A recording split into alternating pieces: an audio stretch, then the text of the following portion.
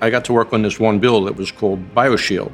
And it was a bill that was aimed to stimulate interest in making vaccines or drugs to combat or protect people from biodefense agents. Pharmaceutical companies typically are not going to do that without a push from somewhere because there's no marketplace.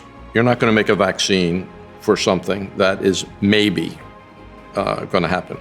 But the government needs to be prepared for that as a security measure for the U.S.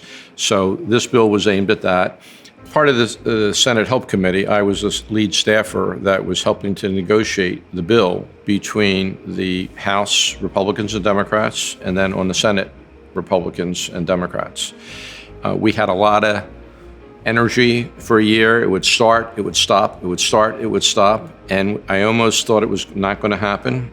The interesting part of this was I had consensus in the Senate with the Senate Republicans and Senate Democrats, and I had consensus with the House Republicans, but I could not get the House Democrats on board for many, many months.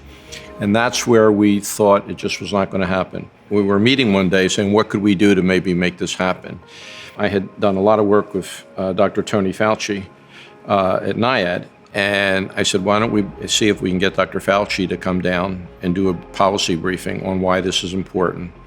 So I called him and I said, would you come down and spend 2 hours and do a briefing? He said, absolutely. Dr. Fauci came down, we set up a conference room. He gave a policy briefing why this was important. The meeting ended, I went back to my office, and in about an hour I had a phone call and said, you got a deal, we're going to move the bill. And the bill moved, was passed, and that then ended up with a Rose Garden signing ceremony at the White House. And in my office to this day is a ceremonial copy of the bill. So that's for me, that was the trophy for the year.